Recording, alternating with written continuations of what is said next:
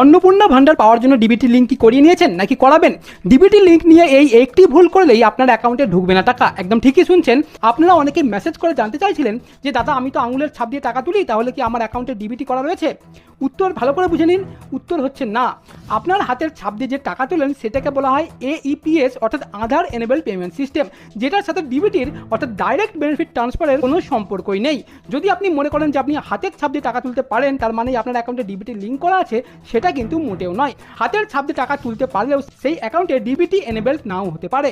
সেই কারণেই অযথা ওর কথায় কান না দিয়ে NPCI এর নিজস্ব ওয়েবসাইট থেকে আপনার অ্যাকাউন্টে ডিবিটি এনেবল রয়েছে কিনা তা কিন্তু 1 জুনের আগে অবশ্যই চেক করিয়ে নেবেন। আর যদি আপনারা সেই অ্যাকাউন্ট চেঞ্জ করতেও চান তাহলে কিন্তু আপনারা সেই ওয়েবসাইটের মাধ্যমেও চেঞ্জ করতে পারবেন। যদি মনে হয় যে NPCI সাইট কোনোভাবে কাজ করছে না তাহলে কিন্তু নিজস্ব ব্যাংকে গিয়েও আপনারা এই কাজ করতে পারেন। তবে চেষ্টা করবেন NPCI এর ওয়েবসাইট থেকে করার জন্য, তাহলে ব্যাংকে আপনাকে ওই বড় লাইনে দাঁড়াতে হবে না, খুব সহজেই কিন্তু আপনারা ওয়েবসাইট থেকে করে নিতে পারবেন। অর্থাৎ এক কথায় কি বললাম, যদি আপনি হাতের ছাপ দিয়ে টাকা তুলতে পারেন তার সাথে কিন্তু আপনার অ্যাকাউন্টে ডিবিটি এনেবল নাও থাকতে পারে। সুতরাং অবশ্যই 1 জুনের আগে আপনার অ্যাকাউন্ট কিন্তু চেক করিয়ে নেবেন। এই ভিডিওটিকে অবশ্যই একটি লাইক দিয়ে দেবেন। পরবর্তী ভিডিও সবার আগে পাওয়ার জন্য অবশ্যই পেজটিকে ফলো করে রাখবেন এবং সকলের সাথে এই ভিডিওটিকে অবশ্যই শেয়ার করে দেবেন। দেখা হচ্ছে পরবর্তী ভিডিওতে।